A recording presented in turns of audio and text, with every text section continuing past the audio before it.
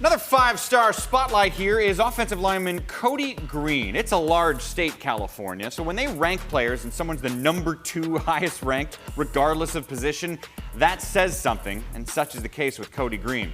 Off to Jedd Fisch in Washington. Five-star player, top 20 overall nationally, the 6th highest ranked recruit to go to Washington in the modern era. He's 6'5", 320 pounds. Part of a big reason why the Huskies have such a great class. It is in the modern era, the internet era, the best class to ever head to UW. And with that in mind, we're happy to bring in the head coach of the Huskies who's bringing in that class. It is Jedd Fisch.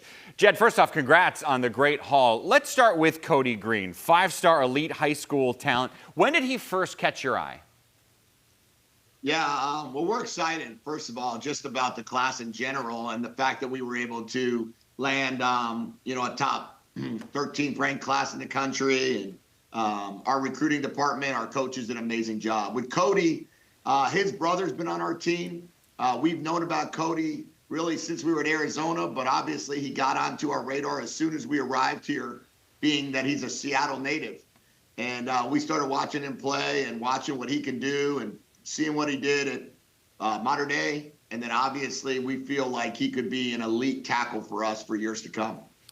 You know, it's not just overall talent that makes this class stand out, Jedd, but specifically the balance. I mean, you look at your 9 highest ranked guys, they play 9 different positions. What does that say to you? Yeah, that's what we try to get done. We try to build a team. We don't try to just build a position group. We don't just try to, find guys that fit in terms of like their rankings. We want to find best players at all the spots and then see how we do. And in our case, we wanted to say like, hey, we wanted to find the best guy at each position group to continue to build depth, add an opportunity to get starters in here. And I think our staff did an amazing job getting that done. One of the things you mentioned to me in years past doing this show is you love the idea of having your recruiting goals start with getting the best in the state. You did that with edge Derek Coleman-Brusa. How come? Yeah, I mean, that's back-to-back years that we've been able to get that done with Zadrius Rennie-Saleh and now with Derek. Really critical. It's really critical to have that fence around Washington to make sure the best players in the state stay in the state. We've got another, Ramzak Fruin's another great player from Washington that's coming here and fired up about that, and a few others as well. But I think that, to get a kid like Derek Brusa to beat the best teams in the country for him really tells us that we're on the track that we want to be and on the trajectory that we want to be. What was it like recruiting the running back, Brian Bonner? Competitive. It was super competitive because when you run as fast as Brian runs, when you're as productive as Brian is, and when you live in Los Angeles, everybody in the world knows who you are.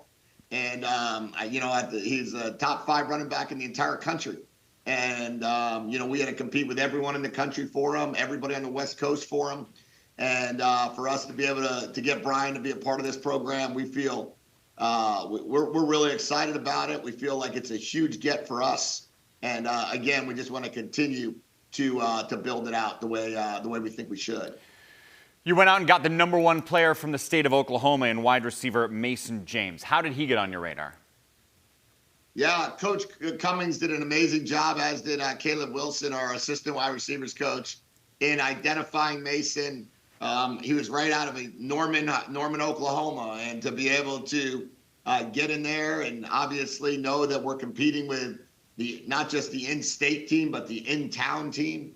To be able to really just showcase what we do with our wide receivers and what we do on offense and where we believe our offense will head. And the amount of draftable wide receivers that we've had over the course of the last 10 or 15 years that I've coached in college football, just another indication of somebody that wants to be coached by Coach Cummings, another guy that wants to follow the trajectory of the Jacob Cowings and the T-Macs and the Denzel Bostons, and guys that have made it under, his supervision and his coaching.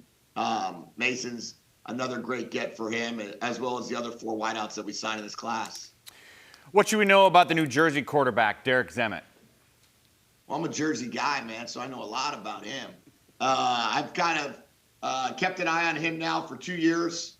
I kept telling our staff, like, we're going to get someone from Jersey now. You guys just got to trust me. And, as it started becoming more and more clear that guy was going to be our quarterback, that really fired me up. And, he went to high school 15 minutes from where I grew up. His parents, lived 20 minutes or so. His dad was the police chief, 15 minutes from where I went to high school. And kept an eye on Derek for a long time, and thrilled that he's going to come out here and join us. Jed, it is a great class. Congratulations so much. Thanks for giving us some of your time today. Thank you. Appreciate it. Go Dogs. I love when you talk to these coaches. They know every detail. They know the meal that was prepared from. They know the occupation of the parents. Talking about the dad being the police chief and how far it was from places he knew when he grew up.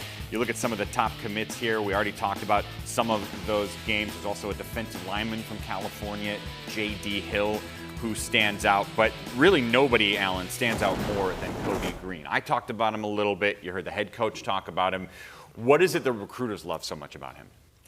Well, it's pretty easy to see when you're 6'6", 320 pounds. You've helped win a state title in basketball, so athletic, prototype left tackle, but can also play up and down the line of scrimmage. And Coach Fish mentioned has a brother on the team, Washington native, but then he went down to California. That's a school USC recruits a lot. He was committed to Oregon for a time, so for Washington to stay diligent, get him flipped when he decommitted back into the class. Huge cornerstone for this class, and I think he's going to anchor that offensive line for a long time. Derek Coleman-Brusa also has a brother on the Washington team, so they just got a little bit of luck in that a couple of younger brothers were big-time recruits this year. That didn't make it a slam dunk, though. Ohio State was after him. Oregon was after him. Just a really great player, high-level wrestler, big weight room guy, did 41 reps of 185 as a sophomore, which is a state record.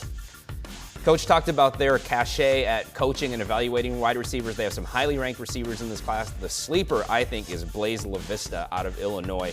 Watched him play 7-on-7. Couldn't believe more schools weren't recruiting him. Scored 24 touchdowns as a junior, 6'2", 200 pounds with really good ball skills. I think this guy, even though he's not being talked about as much as some of the other receivers, he's going to make an impact for a staff that really knows offense.